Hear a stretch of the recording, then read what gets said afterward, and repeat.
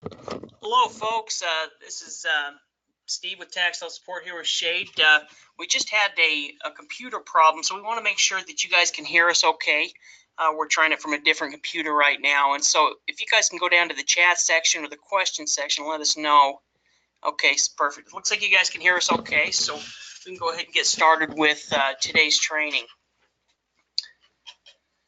So as far as upcoming news and events, a couple things that we want to go over is we have a 3-day small group workshop scheduled for August 31st through September 2nd. If you're interested in that, go ahead and email us. Also, our coaching program is currently full, but we're going to have openings coming up in the future once some of our students graduate. And so if you're interested, go ahead and let us know. We can put you on the waiting list. So for tonight, we wanted to talk about a couple different things. I think that part of where people are running into problems is they get lost in the process of trying to locate lists and then read the lists and utilize the information in the list to basically determine which properties they're interested in and which properties they're not interested in. And so we wanted to talk a little bit about that, talk about how we go through and utilize a tax sale list, what the most effective way to utilize it is. And then once we get through some of that stuff, we'd like to go and look at some of the different online auctions that are taking place, because it is the summer right now and there are a ton of sales that are happening, a lot of opportunity out there to pick up property. Yeah, I mean, Shade's exactly right. There's just a huge amount of opportunity. In fact, we kind of want to quickly go over some of the opportunities that are coming up here in the month of August. There's about 500 different auctions taking place in 23 different states. So you can see all of the different opportunities. All of these lists are going to be available on the website. In addition to the regular county tax sales, so these are going to be tax deed, tax lien, and redemption deed lists. There's also going to be about 19 different states that have either IRS or treasurer auctions. And me and Shade were looking at a couple of those properties this week, and it looks like a lot of them start out for minimum bids that are pretty low compared to the property value. So we want to at least expose you guys to any type of sale where we can pick up property for less than taxes owed from the government. Yeah, one thing that's different with us, we're not generally interested in other types of sales that are happening, like foreclosure sales and things like that, because they're always not nearly the opportunity that the tax sale is. But when it comes to IRS and treasurer-based sales, they share the same thing that tax sales have in common, in that you have a party selling the property that has no personal interest in what it sells for.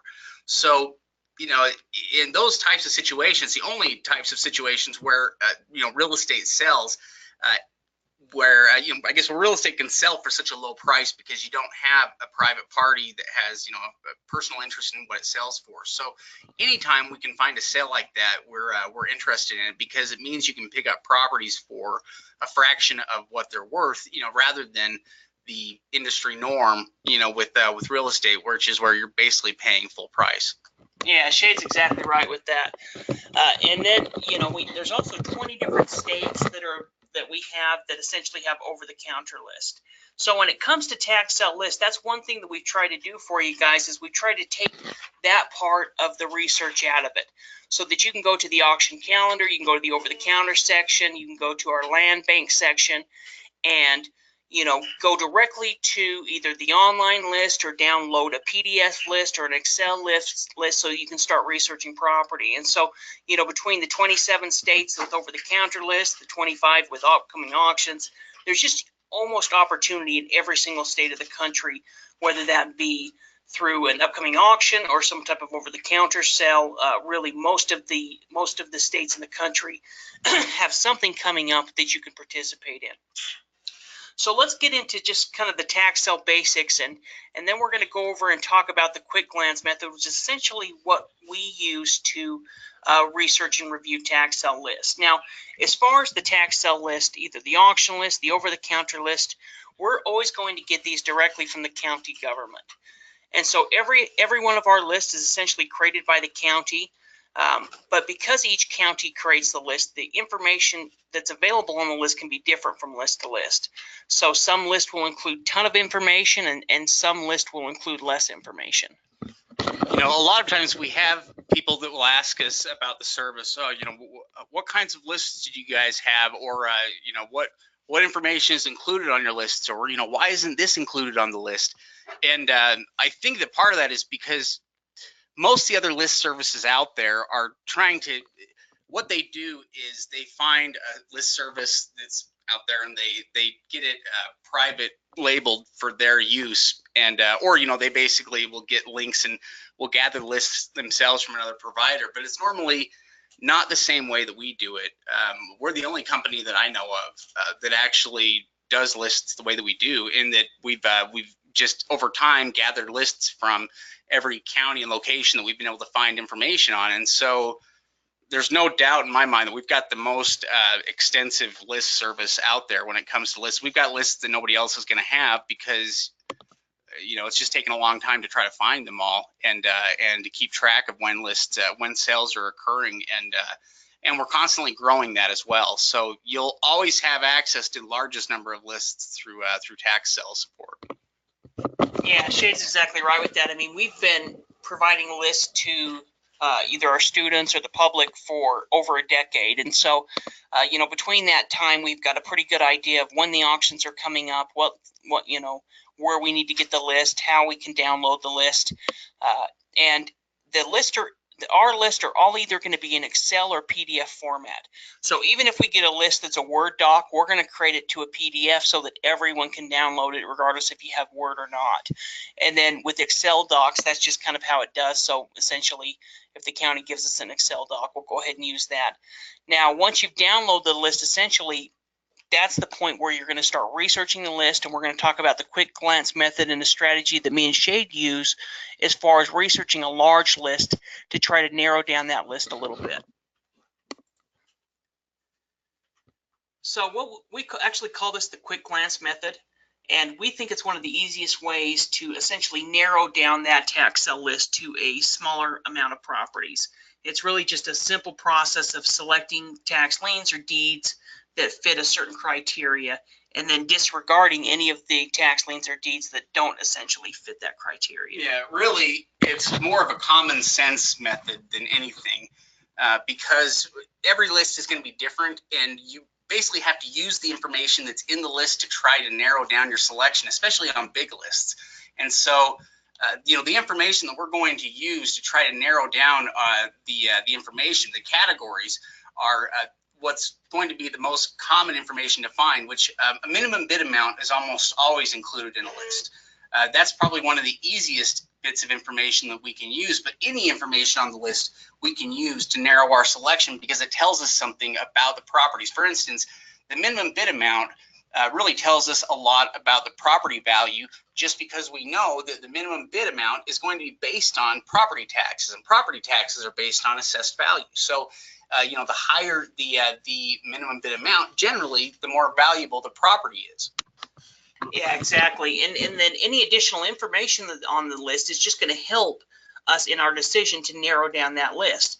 So if there is something like the assessed value, then we can look at that minimum bid amount versus the assessed value. And then if there's an address, we know additional information. And if they have zoning information on there, we'll have additional information. So like Shade said, though, the minimum bid is going to be the thing that's going to be generally available on all tax sale lists, and essentially was what we're going to use as kind of an idea. Like Shade said, you know, essentially it's a reflection of the property's value. So as far as the research in the tax sale list, all tax sale lists are going to include things like the parcel number or identification number. But what we're really looking for is going to be that minimum bid or the assessed value information that's going to help us make a decision.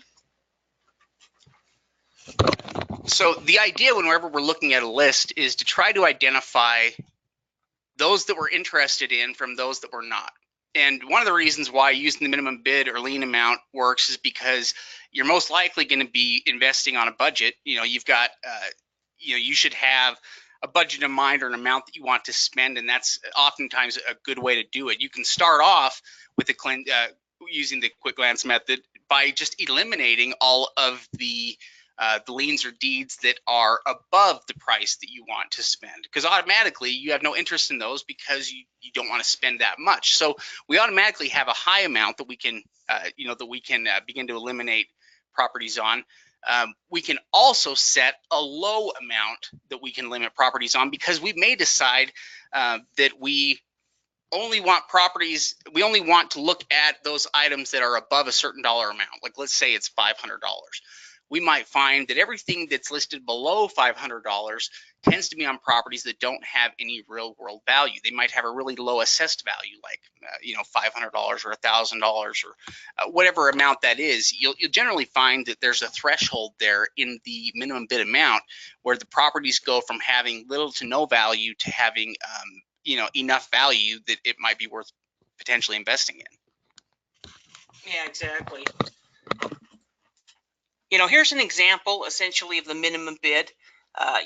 Like we talked about, it's always going to be a reflection of the property's value. And so as we're looking at a list, let's say that you have $10,000 to invest. Like Shade said, you're not going to look at properties above $10,000, but then you're also going to look and decide, what is my minimum amount?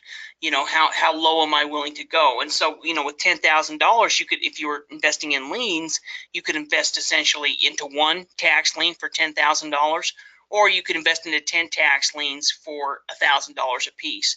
But we want to use that minimum bid as that first indication of is this a property that we want to continue researching? It's also important to kind of find the sweet spot with property lists and values. You'll find, as you're looking through the list, many of the properties that have similar opening bid amounts are going to be similarly valued. And that's why we basically use this. What we're trying to determine when we're looking at that minimum bid amount really is we're trying to determine how much is this property worth. And most of the time, that number will work. Now, the exceptions to that are if we're looking at a situation where there are multiple years worth of taxes, that are included versus, let's say if we're looking at most of these and they're all a single year's worth of taxes, and then you suddenly have a property that has multiple years worth of taxes included, that can kind of throw off that number. But for the most part, we can use the assessed value as the a good indication of what the value of the property is. Yeah, exactly. And as we're looking through a list, first we're going to look at that minimum bid amount. And the next thing we're going to look for is if they have the assessed value. If the list has both the minimum bid and the assessed value, then as you scan down that list, and that's really what this quick glance method is just using common sense to kind of go through and review the auction list and determine which properties look like they want are properties that you want to do some additional due diligence on. And so the assessed value, we can automatically see what is that bid to value ratio. Is the property essentially opening up at $1,000 opening bid, and is it worth $20,000? That's essentially a bid to value ratio. So the assessed value could really be a great guideline that you're going to use if that is available on the list. And a lot of counties are going to have that information on the list. So if we're looking at an online auction list in Florida or something like that, and we're going through and reviewing that online list and scanning through the properties, we can automatically see what is that opening bid amount versus the assessed value and determine, are we looking at the opening bid about 10% of the property's value? Is it 20% of the property's value? But at least gives us a pretty good idea, an indication of what the property is versus the cost. If you're lucky enough to be looking at a list that has the assessed value and the minimum bid amount, and you can look, and quickly see what that bid to value ratio is, you can use that by itself to really narrow down your selection of properties. And really, the reason for that is we use bid to value ratio every time we look at a list. Every time we look at a list, we're trying to determine what that bid to value ratio is, because it's the most accurate predictor of how good of a potential deal you're looking at. We use the 10% number a lot because we love to see deeds or properties that are listed or starting out at 10% of what they're estimated to be worth, or what the estimated value is. But how much is too much? Well, when it comes to liens, we generally don't want to see liens that account for more than a few percent, maybe up to as high as 5% of the value. But when you see liens that are for more than that, you see a lien that is for 10% or 20% of value, it's an indication there might be something wrong on the property. You might be looking at multiple years worth of taxes if it goes up too high. If we're talking about deeds, that percentage amount can change a bit. You know, in a lot of cases, it depends on the county and how much they charge in taxes. Some counties are more expensive than others, and so it's hard to find any properties they've got that have a bid to value ratio that's under 20%.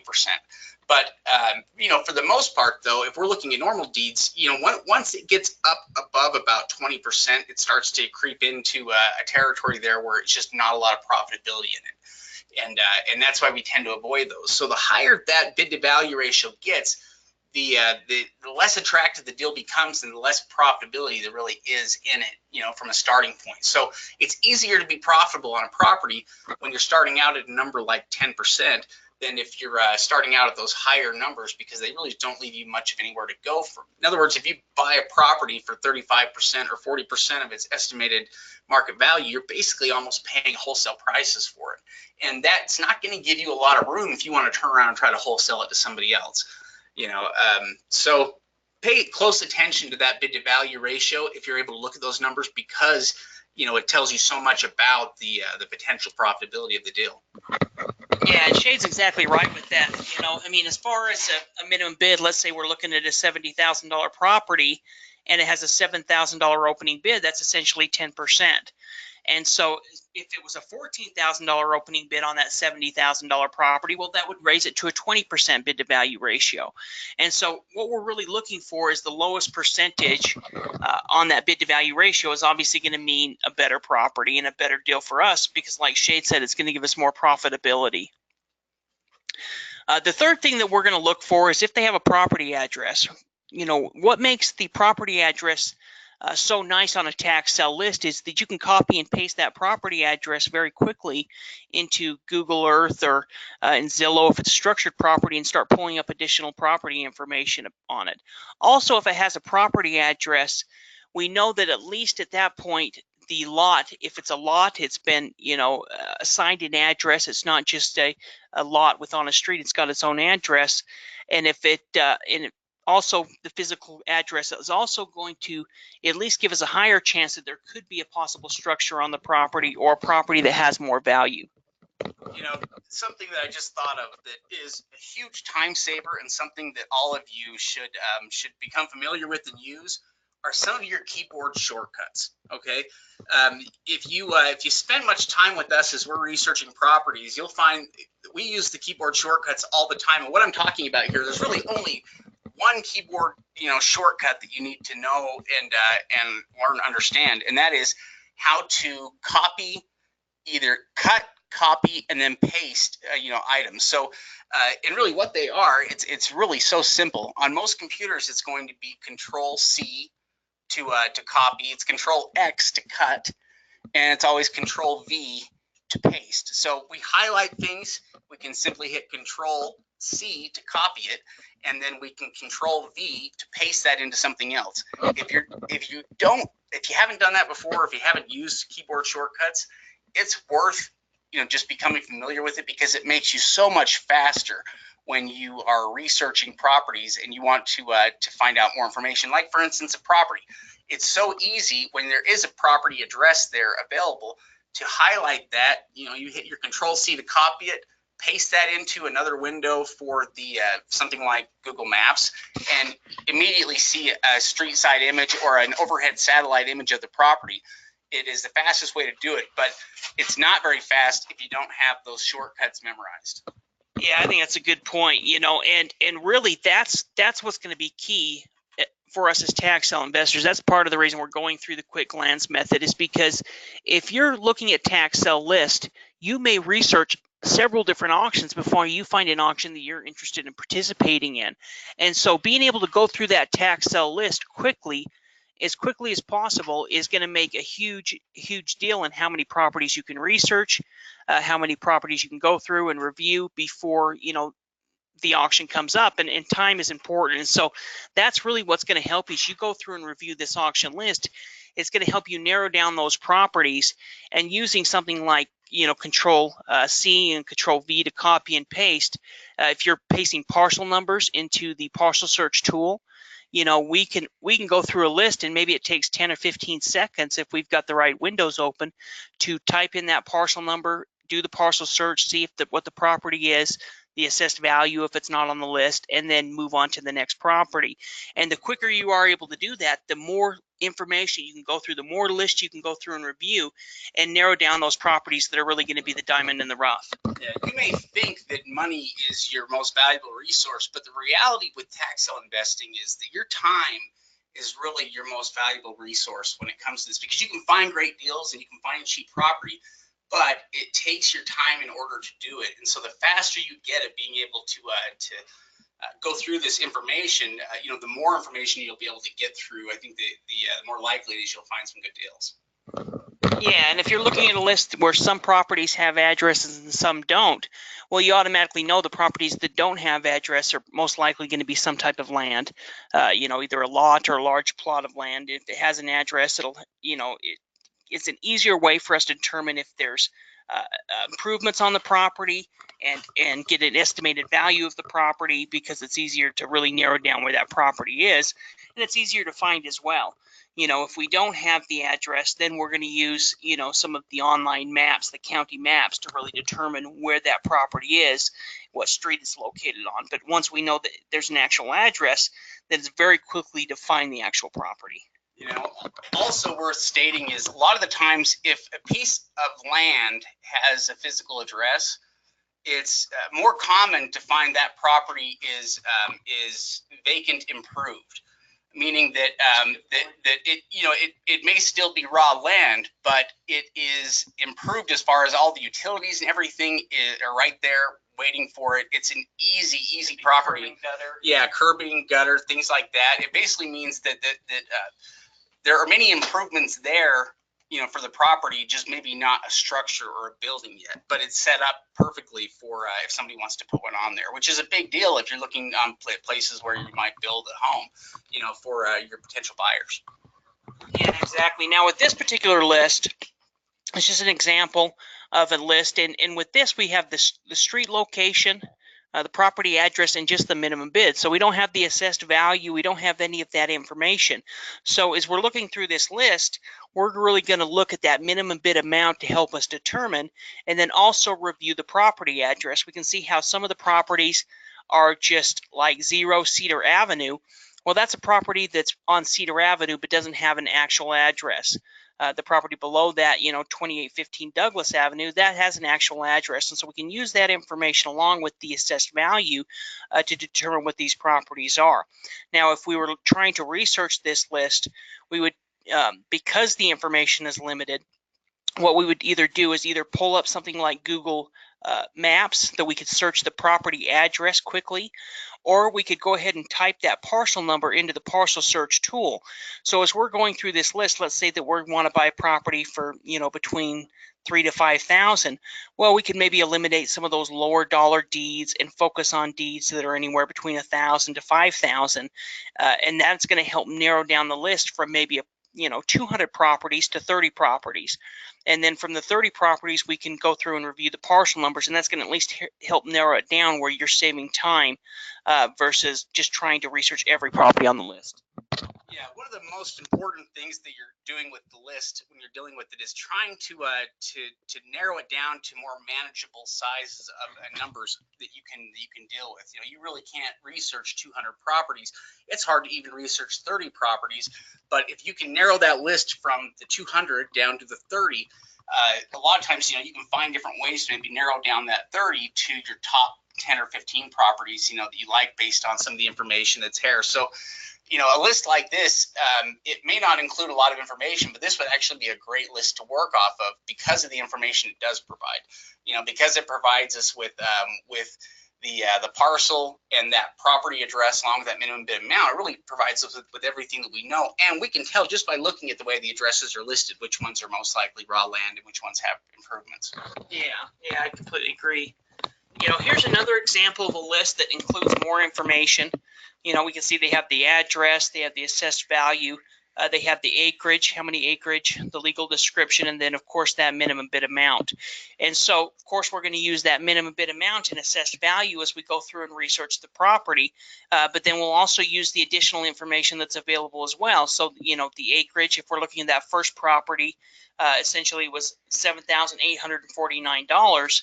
Looks like it's almost 60 acres, so it's a large piece of land, and we can see in the site address it says bare land, woodland. So we automatically know that this property isn't necessarily a structured property. It looks like it's land, but it does have a high value of $121,000. So we're looking at what, maybe a 7-8% bid to value ratio. Yeah, it's huge. If we look down here at the property, down here, little number 7, we can see that it's 5035 Spirit Lake Highway. So that property does have an address. It's about an acre size, 55,000, with a $5,000 opening bid. So we're looking at about a 10% bid to value ratio. With this property, because it has an address, I would think that it has a higher likelihood of being some type of structured property. I forget where we got this particular list from, but it looks like there are some awesome big tracts of land, back in on this list there. You can see, if you're lucky enough to get something that tells you something like the acreage as well, that's a huge benefit. If you have it there, it's not always included, but it's becoming more and more common. Something else that also is worth noting is counties are getting better and better at selling their properties and providing more information, and that means that lists are getting better. We're always going to have counties that just provide the bare minimum. There will always be those counties out there, but there's a growing number that are making their lists interactive and online, so you can just click on links to pull up records, and that saves you a ton of time. If you can find lists like that, you can work through lists that have all the links built into it very quickly, because you can just click on links rather than needing to copy and paste anything in. It just pulls up the link automatically. And that little thing right there can save you a ton of time, which makes those lists pretty nice. We're also seeing more online lists, like for online auctions and things that are very interactive, include images and pictures of the property, sometimes details about it. The last thing I would just note here is get in the habit of reading legal descriptions. Glance through them. Sometimes the information is not going to be very useful, but a lot of times counties will place some nugget of information inside legal descriptions when there's not a lot of information available that can tell you things like the size of the property, or sometimes will tell you if there's something like a municipal lien. Yeah, even something like the lot size, you can see, we were going through a list with one of our coaching students this week, and it was for an upcoming deed auction.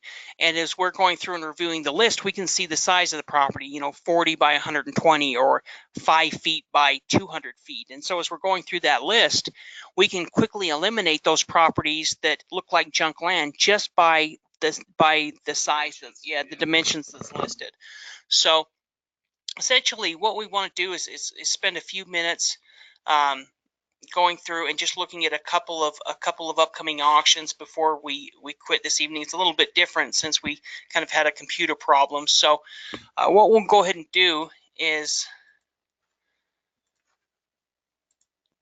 we'll pull up the website real quick here. Yeah, I can take care of this side of it here. So we're going to go and look at a couple of different types of lists here. Let's see here. Rather than showing the screen here, let's just go onto that one right there. And in fact, what we ought to do here is let's go to the website here, and here I might have you log in here. What is it? Here, you can go ahead. Or, If I have one. oh, well, you can log in mine. I can't remember.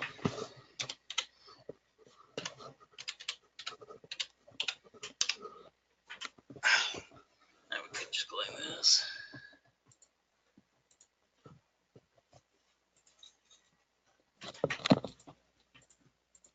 Give us just a second here.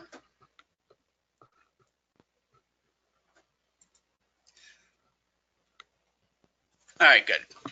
Now, Let's see here. Now, do you want to check out the auction calendar first? You want to check out some of the sales that are happening? Yeah, let me just check out the auction calendar quickly just to show, we've tried to really increase it and start providing lists that that most places don't provide and that haven't provided in the past. So states like Kentucky and Missouri and all of these different states, essentially, we're providing their tax sale list now. So there's very few states that, Connecticut, New Hampshire, states that we really didn't focus on as much before, sticking on kind of the states that everyone have, or that, are kind of the more common, like Florida. There's really just a huge opportunity. So one thing we were looking at is we were looking at some of the upcoming Michigan sales. There's just a huge amount of opportunity. Oh, the Michigan sales are amazing right now. If we want to look at some of those, we can go into the online auction. We can go to List Center and into the online auction section here, and we click on Online Tax Deeds. And if we scroll down here to Michigan, we're going to get some different names here of sites. Now, one thing that's interesting and that is happening right now is the way land banks are beginning to spread, and the way they're able to offer up all the counties, county-held land. There are a number of different sites now in almost every state where you can pick up property. In Michigan, we've got a couple of different sites that cover big areas, but then we've also got a whole bunch of smaller land banks for specific areas. So the main site that they have set up is tax-sale.info. This is their main website, and at least for Michigan County tax auctions. And what we're going to look at here is at their upcoming auctions. They have surplus properties and over-the-counter properties we could look at right here if we wanted. But let's look at their upcoming auctions. And some of those surplus properties essentially starting at $100. Yeah, really cheap prices, really low priced property. And they've got sales. I mean, here's one that just happened here today. And starting tomorrow, we've got sales, that are occurring here. And one thing that's nice about these sales here is that the county officials are highly engaged in the sale, or they have somebody highly engaged in the sale that is checking each property. They put a sign up in front of every single property that has the sale, I'm sure as part of state requirement.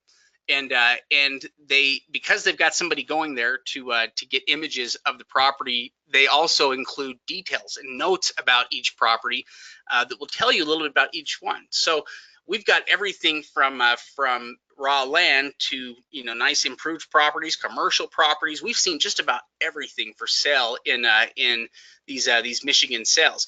This county right here has mostly a lot of raw land. This particular one, but a lot of these also have lakes too. $700.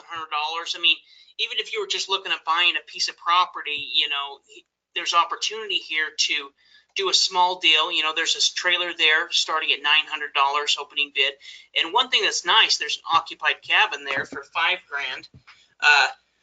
Is that the county essentially provides these photos and even interior photos for the properties that aren't occupied, which means that we can even, we can get so much more information than we could through a normal auction. If we're investing outside our own area, where we can't go research it, or, this is going to be a huge help because these photos are current. Yeah, they're current photos, and in a lot of cases, we're going to have more than just one photo, so we can see exactly what the case is.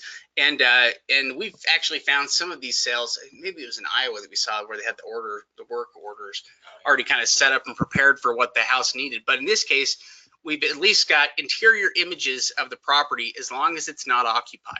If it's occupied, then we won't get the interior photos of the property. Those old cars. Yeah, 4 acres there, minimum bid here of 1,900.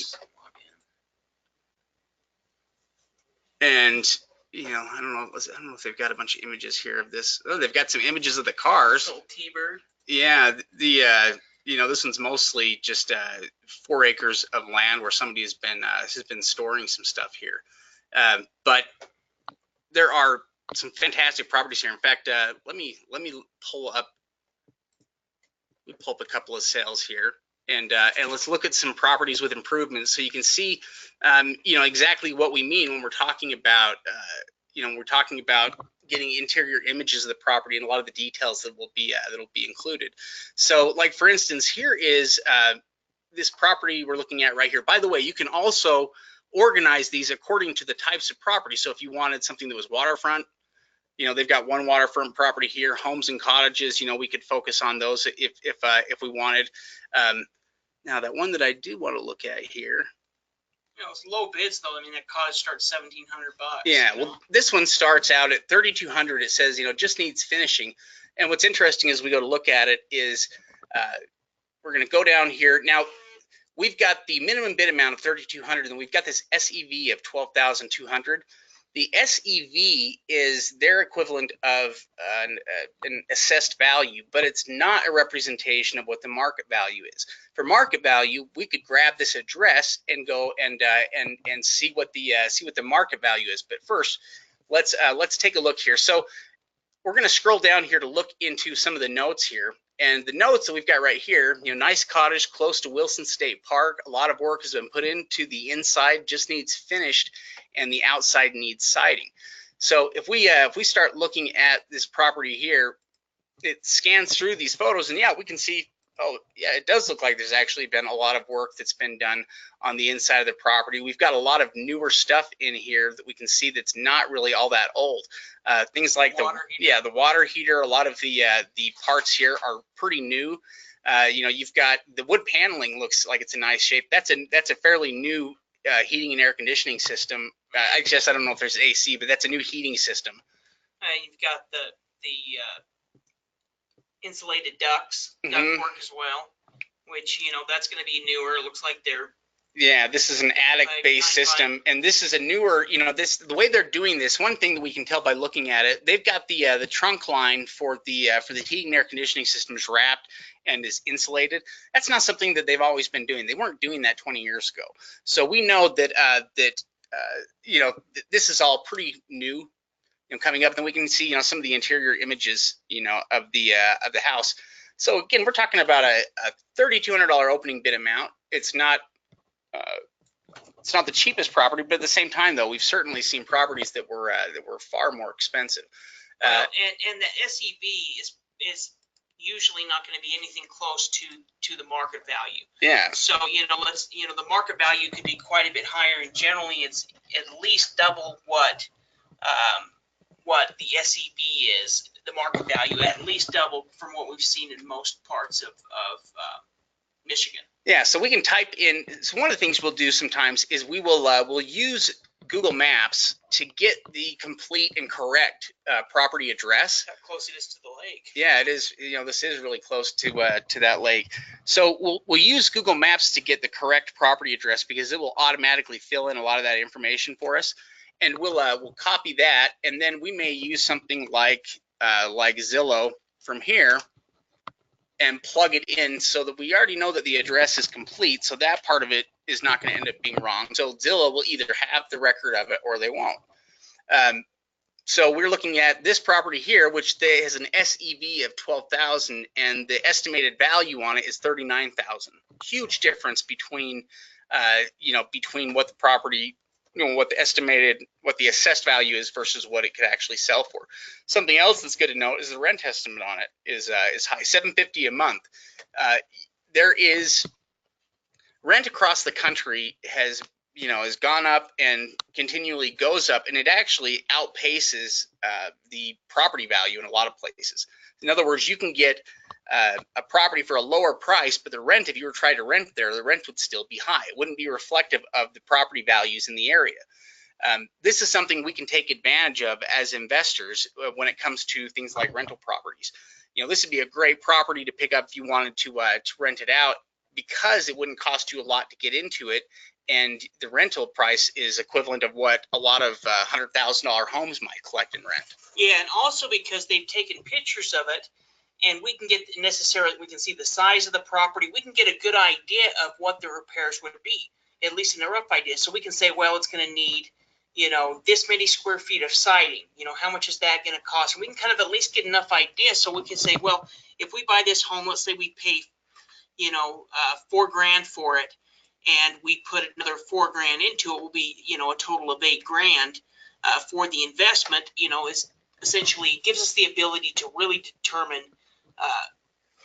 closer than we could, you know, what the repairs are going to be. Yeah, if and you're how quick it is to get it rentable. For an out-of-state investor that's looking to buy something like improvements, the information that they provide here is really helpful. You know, this is the kind of information that we wish we could send somebody out and get, you know, this kind of an accurate result back, you know, about exactly what the property is and you know, what might be needed on it, because yeah, the interior photos are a real help.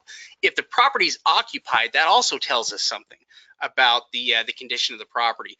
There could be problems inside the property. I mean, it's not like occupied properties are all in perfect shape, but what it normally means is that the property is going to be in a usable condition. You know, it's got to be semi-close, or at least in some type of condition in order for people to be living there and using it regularly. You can also tell a lot about the inside of the home looking at the outside of the home. You know, and how people take care of the outside of the home is oftentimes going to be a reflection of how the inside of the home is taken care of. So if you've got a property that's landscaped and the outside looks to be in, you know, in good order, chances are the inside's going to be in good order. If the outside has been a bit neglected, the inside's probably a bit neglected too. You know, they tend to follow each other, you know, more closely here.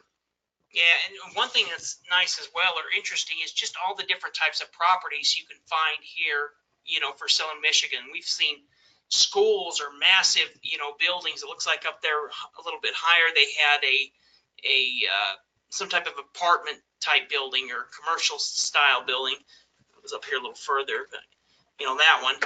But you know, essentially there's just all kinds of different buildings that you normally, you know, don't see come up to tax sale. Yeah, this one is a huge building. You know, it's actually occupied. It's used for a supper club and apartments. I don't know if that's a suggestion. They're saying a newer roof and siding, a large paved parking, and newer mound septic system. You know, one thing that's nice about this, you know, if there's something like newer roof and siding, if somebody's put money into the property, then you know, it's a good indication that the condition is going to be fair, because it means that they've been trying to address problems and fixing things on it. It means that somebody loved the property. Well, and with the property being occupied means that if you were to take over ownership, you could essentially be bringing in rental income. You know, if you wanted to continue renting it out, you could automatically, you know, start bringing. There's another one, you know, another commercial type problem. There's just interesting properties that come up for sale at just very low prices. Yeah, and on this one, whenever you see a lot of photos for the property, it means that it's not occupied. This is an old printing shop, it looks like, with some newer siding, small retail, done living quarters, up to 2 small apartments. You know, so this actually gives you opportunities for both rental income, you know, through residents and through commercial. You know, it has some commercial capability here too. Also, some of these properties, I mean, look at that. It's got some cool equipment inside, which a lot of these properties may have stuff inside them, and they've got guidelines for what you can do about the property, but it doesn't necessarily mean that it's going to be yours. It also doesn't necessarily mean that it's not, because people have to pick the stuff up, you know, and if it gets left, ultimately it will become yours. You know, and so we can see there's, you know, still quite a bit of stuff in the inside of this. In fact, we've seen some of these places where one of the huge benefits is that just the chance that maybe you'll be able to get some of the stuff that is still sitting there, you know, because some of the stuff might be of worth. You know, you also never really know what the circumstances are or the situation behind how the property ended up, you know, in this sale. You know, sometimes you see some really cool antique stuff, you know, that's in some of these older farmhouses. Yeah, and there's just a huge amount of opportunity. I mean, we're just looking at Michigan, and you know, in particular, but there's opportunity like this all over the country. You know, we could go look at Florida and see, you know, some pretty sweet properties coming up for sale. The one thing about Michigan, though, is just those current photos, you know, provide so much information than you normally would get. Yeah, in fact, we can go through these lists pretty quickly. It's, you know, when we talk about time being one of your most valuable resources, lists like this enable you to accomplish a lot in a really short period of time because you can scan through it so quickly and see all the information that you really need in order to decide if it's something you'd be interested in or not. You know, we can see the opening bid amount. We can see, you know, the estimated value of the property. 8-unit motel. Yeah, we've got an 8-unit motel here that they've got listed that's actually currently occupied. You know, they've got some notes in here, you know, about it, you know, that you can see. But, you know, the ones that are occupied don't really tell us quite as much because we can't get the interior pictures. But what it does have is a really high SEV, which if we were to compare that to the difference in some of the other properties, this is a property that could have a market value over 500,000. And one thing you can do is once you've kind of find a property you look at, then you can check to see, you know, what properties are for sale within the area, what similar properties are available. Get on Zillow and see if there's any comparables or properties that are currently for sale by it, and start getting an idea of the market within that area. You know, that's a really good point, actually. You know, the comps are such a huge part of picking out what you're going to buy because you have to do the comps in order to figure out what it might sell for. And that's really the only way you can tell what kind of a deal you've got. That was just all brick. It was just oh yeah, that big old brick building here. Just want to look at a few more of these.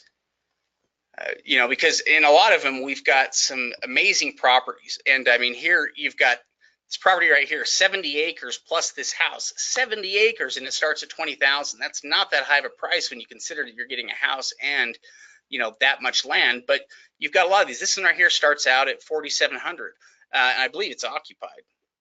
Right? Yeah, occupied, has newer windows, and siding, and a roof. At the time of our last visit, we were not able to view the interior. But, you know, again, what do we see? Tell from the exterior that the interior is nice. Yeah, exactly. You know, the exterior of the house tells us that it is, you know, that it's nicely landscaped, that it's been taken care of. You know, we know that it's got newer features on the outside, that somebody's been taking care of the property. Good one to check the market.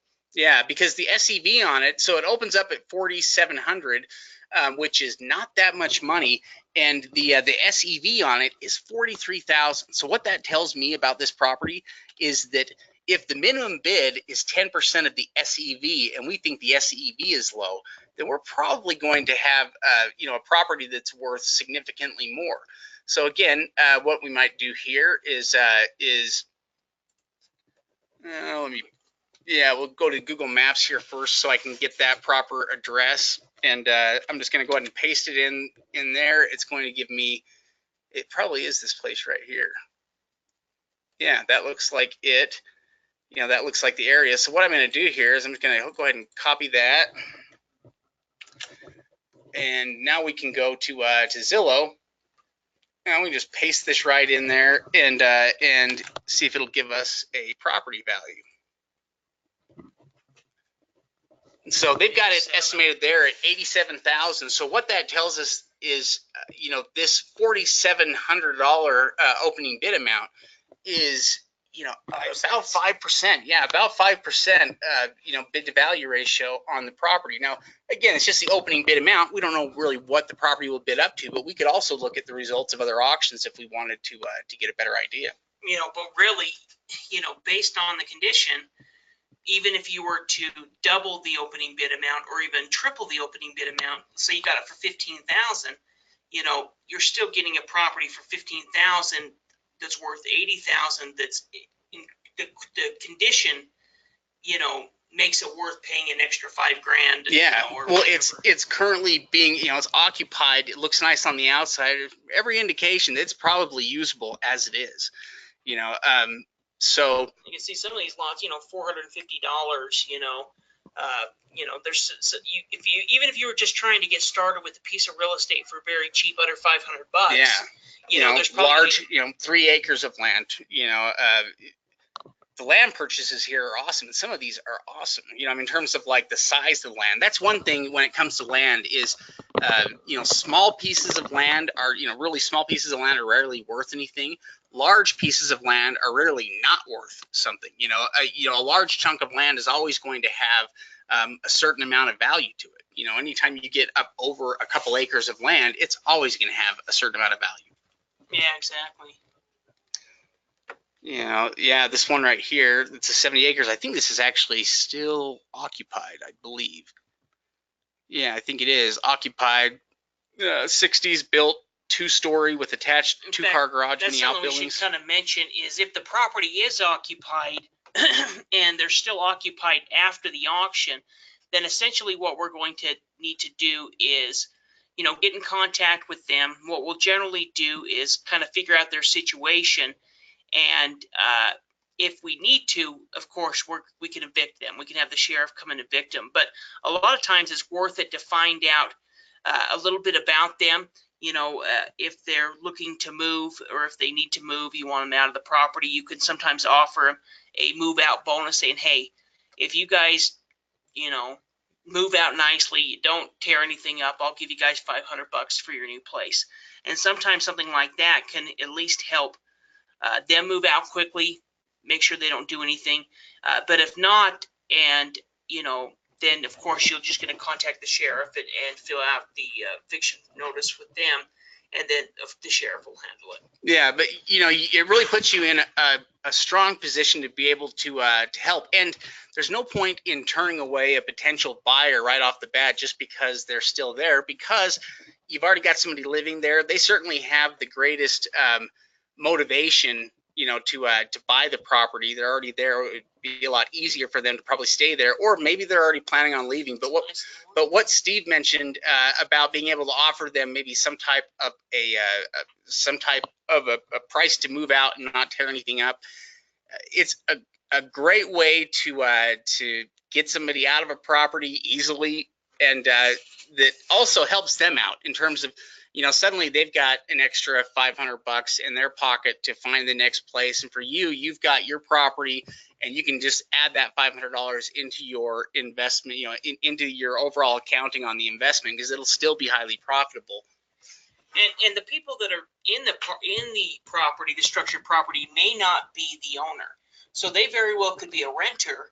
And, you know, that may be, if you're looking to continue renting the property, you might already have a tenant that you can automatically essentially rent to and start bringing residual income within your first month. Yeah, there's a nice little lot for $350. Yeah, I mean, that would be a lot to pick up, you know, and just either wholesale, you know, hold on to. I mean, even just buy it and hold on to it, I bet it has a good value.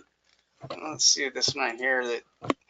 It's a 2-story home here. It has an SEV of 48,000 and opens up at 10,000. So, you know, again, you can see how that bid to value ratio works a bit. But we could look at this property and maybe the value is 85 or 90. Maybe it's even higher. You know, that's something that we would need to check here. Right now we're looking at it, and it looks like it's 20 cents on the dollar based off the SEV value. But I bet if we look at the market value, it's going to be closer to 10 to 15 cents on the dollar. It's also not currently occupied, and so we can get all the images here on the inside. Oh, that's cool. It's like some kind of a little wet bar there or something there. You know, we can tell from the house that it was, you know, it's an older house, but at the same time, though, the condition on it so far looks pretty good. It's not full of junk and trash either. Nice hardwood floor. Yeah, you know, a lot of things about this would be desirable. Pretty entryway.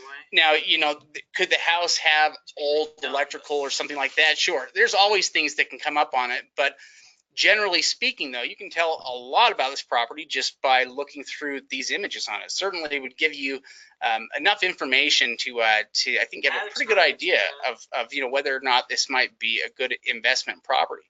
Yeah, there are a lot of things about it. It's a pretty charming property. I really kind of like that. Now let's take a look here. Maybe we'll look at just one or two more. These are all we've looked at so far are just the sales that are coming up in the next week. You know, that's really all we've looked at. I mean, we're down here to, we looked through Monroe just a second ago for a minute. That's up to August 10th, you know, and we've got sales, many, many more sales that are happening here. And we've got all of these counties here, Crawford, Sheboygan. There's just so many sales, and they're all like this. Yeah. So if you don't like dealing with the other types of tax sale lists, you know, let's say maybe you're not quite as computer literate, and you know, you struggle with some of the other types of lists and bouncing through the different websites, you could just spend your time looking through through some of these Michigan lists, because the information is so much easier to look over and to read. And look at that. That's a tiny little cottage sitting on 2 1/4, 2.14 acres. Well, and there's all different types of property up here as well. So there's like, hunting and fishing land and recreational, cabins and things like that would be, that may be fun just to pick up and use it kind of as a seasonal rental, where you rent it out, to vacationers, 10 times a year. And that essentially gives you residual incomes, pays for all your property. Oh, that's kind of a cool little place. It says it doesn't have a bathroom. It has an outhouse. That's cool. Oh, well, I guess the outhouse has a toilet. That just means it just has an exterior bathroom. It's not a true outhouse, if it's got a toilet with water there in it. So that one's really not too bad. So many cool deals in this state, and there are more and more states that are holding sales that are like this. A lot of the sales in New York are kind of like this, in that they I'm sure I could go back here to the website, but I just want to jump straight over and kind of show people real quick. A lot of the auctions taking place in New York are kind of like this as well, in that we've got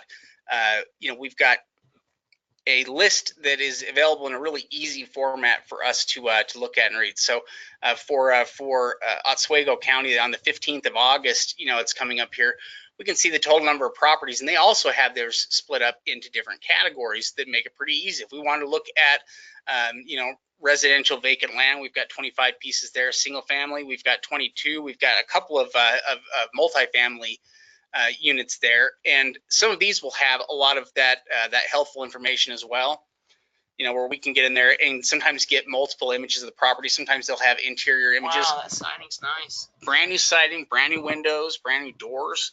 Yeah. Somebody has sunk some money into this particular property. Little things that you can tell about the properties, just by looking at them. But that could potentially be great. Yeah, well, they put that much work on the outside. Yeah. Now, they do have a ton of properties here, all types too. What is that big thing? I'm not sure. It looks like this is vacant with improvements waterfront. It's a waterfront property too. I can't tell. That looks like some kind of grain elevator or something like that. It's old. Man, look at that. It is really old. That thing's probably built in the 1800s. Yeah. Early 1900s. It probably was. And, there are all of these sales, and we've got sales. This next one in Sullivan takes place on August 29th, so you've got about 3 weeks to get ready for it. And then we've got some of these sales happening in some of these other counties, like Greene County. They don't have their list up yet, but I will bet, though, that they have theirs. Well, and there's also additional companies that handle auctions besides New York auctions that are available on the website. I think there's 6 different or 7 different New York auctions happening this month. So if you go to the auction calendar, you can download all of the list. They may not be through online auctions, but a lot of them will have mail-in bid offers, or they'll be connected to some type of online system. Yeah, and again, we personally, like when we're doing our own research, we use tax sale support. We use the website to link to stuff all the time because it saves us a lot of time. And so, we would hope you do the same thing. It'll save you a lot of time just using the website and the different lists that are on there and available. If anything, there's so much information on the site that it can be overwhelming sometimes, but just choose the type of list that you're looking for in the state, and it's a lot easier from there. Yeah, exactly. And, we'll have the online auction. We'll have the auction calendar. We'll have the over-the-counters, the land banks. There's just so many different opportunities out there. So, spend some time on the website, get, kind of understand, get used to the different links and the different information that's available. Yeah, also, if you haven't checked out the land banks yet, go to that section. You can find it by going into the over-the-counter database, And where we've got the separated lists here with, tax lien list, tax deed, redemption deeds, we've got this new section here for land banks. And they're separated by state, and we've got direct links into a lot of them. And there are land banks all over the place. Some of the land banks will have the properties listed. Some land banks are so new they don't even have properties on their site yet. But there are hundreds of land banks that are available now, and we're constantly adding. So here's a lot of the links here. For Michigan, by the way, this is the other website that offers a lot. It's the Michigan Land Bank Fast Track Authority, I think. And we have, here. The link changed. Yeah, that link did change. Oh, whoops, hold on. Let me erase that there. Oh, hold on. Maybe I needed to erase more of that off. Oh, I think I'm causing it some fits now. Probably. Yeah, probably. Well, I can just pull it up. If we want to look, we could look at the Michigan Fast Track Land Bank Authority, and it would pull up the site here for us. We'll just have to fix that link here for us. But that's pretty much all the time we've got tonight anyway, and we're basically handing the microphone back and forth between us, so it's been kind of an awkward one anyway. Yeah. Well, thank you guys, and we appreciate you being part of the webinar, and we'll plan again talking to you next week. If you have any questions, feel free to go to the forum and ask. We have a bunch of students that are starting to ask questions there. You can communicate with other investors. There's investors that are looking to introduce themselves to. So go ahead and get to know some of the other members of the program there. Introduce yourself. Yeah, absolutely. Until next week, we'll see you guys then.